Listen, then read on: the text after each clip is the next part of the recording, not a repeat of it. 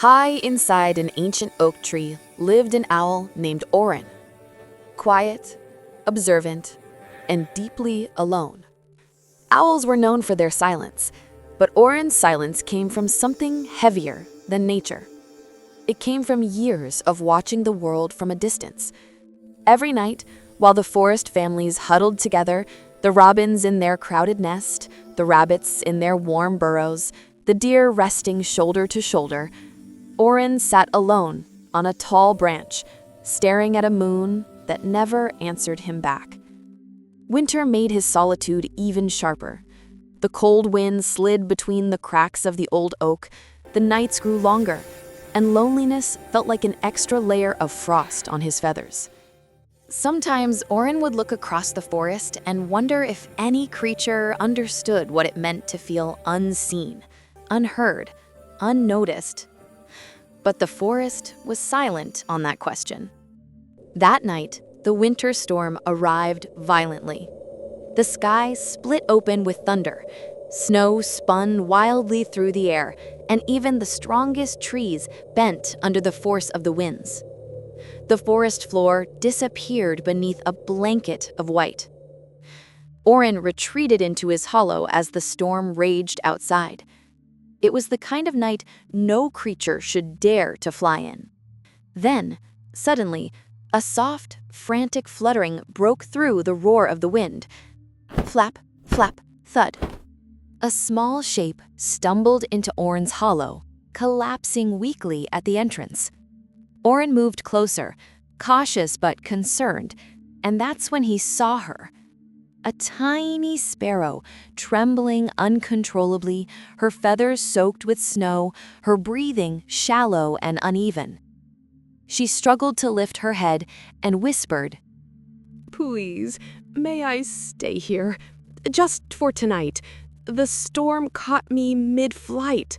Orin had lived alone for so long that he had forgotten what it felt like to share his space. But in that moment, looking at the tiny sparrow shivering in fear, something gentle stirred inside him.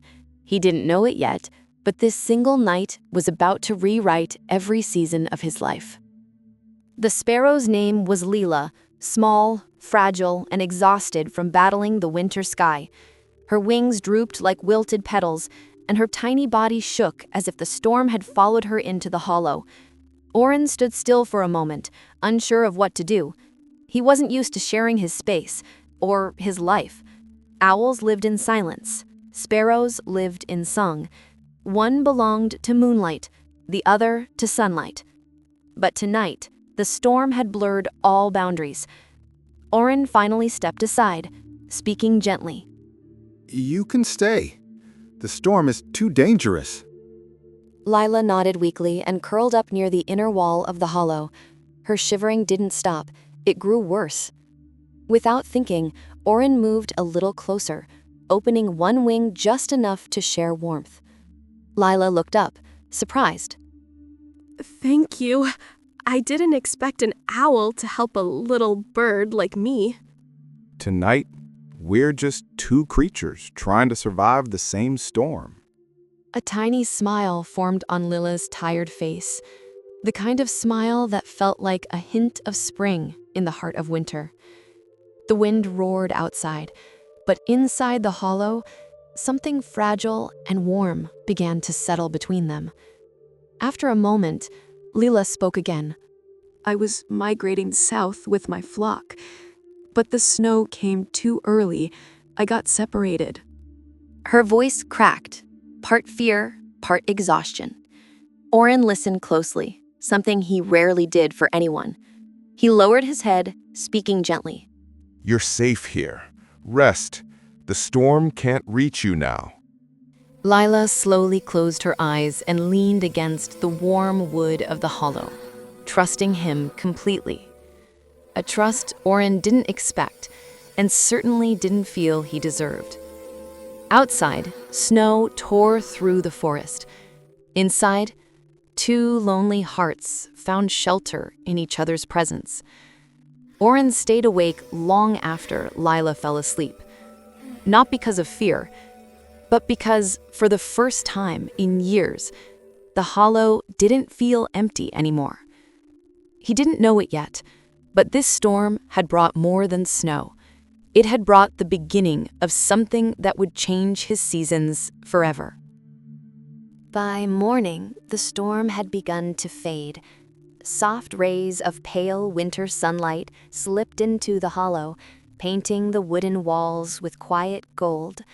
Lila slowly opened her eyes, her feathers no longer shaking, her breathing steady. For a moment, she looked around, confused, then relieved, then grateful. Orin sat near the entrance, watching the forest carefully, making sure the sky was safe. Their eyes met, a silent exchange of warmth between two creatures who, just last night, were strangers. You stayed awake the whole night? Someone had to keep watch. You needed rest. Lila fluttered closer, her movements still delicate. She looked up at the owl with a curious smile, a smile that hinted at trust, maybe even admiration. I don't know how to thank you. Most owls would have chased me away. I've lived alone for a long time. Having someone here felt nice. Lila's expression softened, as if loneliness recognized loneliness. She gazed at the sky through the hollow's entrance. The clouds had cleared. The wind had calmed. Migration season was calling her again. A heaviness settled between them. She turned back to Orin. I should continue my journey. My flock must be far ahead by now. Orin felt a tightness in his chest, a feeling he didn't fully understand. He didn't want her to leave, but owls didn't ask sparrows to stay. Lila stepped closer, her feathers brushing against his wing. Will you be here when I return? I live in this tree. I always will. Lila took a deep breath, a spark of courage in her tiny chest. Then listen to me, Orin. When spring returns, I'll return too. The words hung in the air like a fragile ribbon of hope. Promises are delicate, easily broken, easily forgotten, easily lost in the winds of migration. But the way she said it, not casually, not lightly, it sounded like a promise her heart wanted to keep. Orin slowly nodded. Lila stepped out of the hollow, spread her wings, and looked back one last time, her eyes full of warmth and sadness and something that felt very close to affection. I'll see you in spring. And with that, she lifted into the cold morning sky, a small brown feather drifting in the wind behind her. Orin watched her until she became a tiny dot in the pale horizon. He didn't move. He didn't blink. Because somehow, that promise felt like the first sunrise his heart had ever seen. After Lila disappeared into the pale winter sky, Orin remained at the entrance of the hollow long after she was gone. Her promise echoed in his mind like a soft melody. When spring returns, I'll return too. And so began the long wait. Winter stretched across the forest like an endless white blanket. Nights grew colder, winds grew sharper. Snowflakes piled on the oak tree until its branches bowed low. But every morning, before the sun rose, Orin climbed to the highest branch, the place where he had watched her leave, the place where he hoped she would return. Days passed, nights passed, seasons shifted, slowly, silently, almost cruelly. When winter finally softened into early spring, the first signs of change appeared. Snow began to melt, green buds peeked through the branches. The air carried a gentle warmth. Birds returned to the forest, robins singing, finches chirping, thrushes building nests. But not Lila. Orin watched the sky every day. Each flutter of wings made his heart rise. then fall again. Other birds noticed his constant perch on the tallest branch. A blue jay teased him playfully. Hey, Owl! The migration season ended weeks ago. Who are you waiting for? Orin didn't answer. He simply looked back toward the horizon, quiet, calm, and full of hope that was slowly becoming heavy. A sparrow flew by and sighed sympathetically. You were expecting someone? Sparrows don't always keep track of who they meet in winter. They forget. They move on. The words pierced deeper than the cold ever had. But Orin didn't move. He didn't argue. Because some promises are felt more than remembered. Spring deepened into early summer. Flowers bloomed everywhere. The oak tree was alive with color and sound, but Orin's perch remained empty beside him.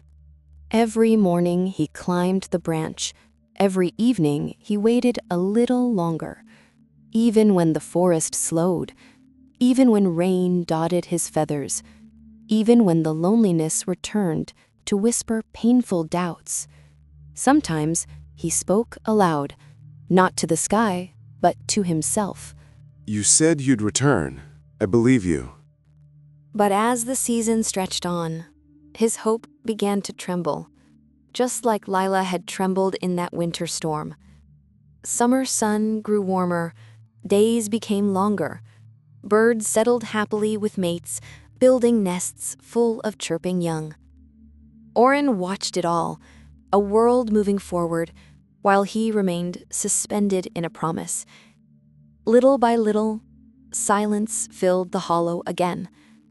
The spaces where her warmth once rested felt colder than winter. And yet, every sunrise, he still climbed to the highest branch, not because he was certain she would return, but because he wasn't ready to believe she wouldn't. The forest changed. The seasons changed. And so did Orin. Hope remained in his heart, but it grew thin, like a feather weathered by time. And the first cracks of doubt began to appear in the heart of an owl who had waited for far too long. By late summer, Orin's hope had thinned like mist on a fading morning. The forest no longer looked fresh and green. It looked distant, empty, a reflection of his own hollow. He still climbed to the highest branch at sunrise, but his wings felt heavier now. His feathers had dulled from nights of wind, heat, rain, and sleepless waiting. The forest creatures noticed the change in him. One evening, as the sky burned orange, a wise old crow perched beside him. Son, you've waited long enough.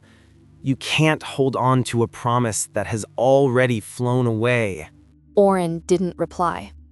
He simply lowered his head. The crow gave him a long, sympathetic look before flying away. Night arrived early that day, with dark clouds swallowing the last bit of sunlight. A storm was brewing, not like the one that brought Leela, but heavier, darker, as if the sky itself mirrored Orin's heart. Thunder growled in the distance. Inside the hollow, rain began to pour, the kind of rain that doesn't tap gently, but crashes down like the sky is grieving. Orin sat in the corner of his hollow, wings folded tightly around himself.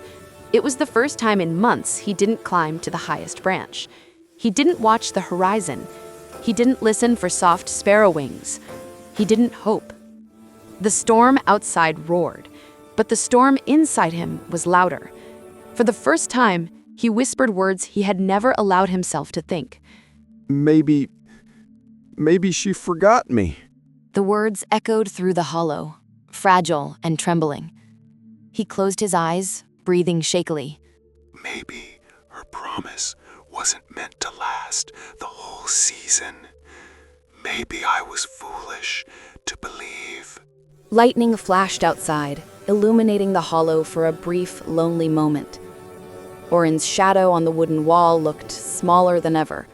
The rain hammered relentlessly. For the first time since she left, Orin truly allowed the possibility that Leela was gone forever. Something inside him cracked.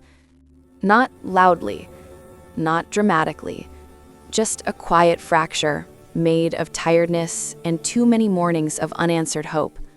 He whispered one final time, voice trembling, Lila, if you're not coming back, I understand. And with that, the owl who had waited through storms, through seasons, and through silence, finally lowered his head and let go. He didn't know that just hours later, as the storm began to calm, fate was carrying something toward him. A tiny, exhausted heartbeat, fighting its way through the wind. But for now, Orin sat inside the dark hollow, believing he had lost the one promise that kept his heart alive. The storm raged through the night, and Orin remained curled in his hollow, silent, still, and defeated. Outside, the forest shivered under the falling rain, but somewhere beyond the clouds, a faint pink light began to rise. It was the first sunrise Orin hadn't greeted from his highest branch. He didn't lift his head. He didn't look outside. His wings stayed wrapped around him like a shield. The hollow felt colder than winter, until a tiny flutter broke through the quiet. Collapse. A soft thud echoed at the entrance of the hollow. Orin's eyes snapped open. Orin? Orin froze. His heart stopped. That voice, he had replayed it in his mind through countless lonely nights. Slowly, terrified it was just a dream, he turned toward the entrance, and there she was. Lila, soaked, exhausted, barely able to stand, her feathers ruffled, faded, and torn from long travel. But she was there, breathing, shivering, looking at him through tired but sparkling eyes. Orin, you waited for me? The owl stared at her, speechless, stunned, overwhelmed. He had imagined her return so many times, but nothing prepared him for the real moment. She stepped forward and collapsed. Orin rushed to her, catching her gently with his wing. Lila, I thought you forgot me. I never forgot. Never. You were the only thing that kept me flying. The words cracked something inside Orin, not with pain, but with overwhelming relief. He helped her onto a softer patch of moss. Lila took a shaky breath and continued. The journey south was harder than I expected. Storms, predators. I got injured. I lost my flock. And when spring came, I tried to return. But every time I fell, I told myself, I promised Orin, and I kept flying, even when it hurt. Lila. Lila looked up at him, eyes full of fatigue, pain, and love stronger than her wings. I'm sorry I'm late, but I came back, just like I said I would. The hollow felt different now. Not like a cold, empty shelter, but like a place where seasons could heal. Orin opened his wings gently, surrounding her with warmth the way he had months ago. But this time, it wasn't survival. It was love. Pure, patient, undemanding love. The kind that doesn't need constant reassurance. The kind that waits. The kind that endures storms. The kind that returns, even when the world tries to tear it apart.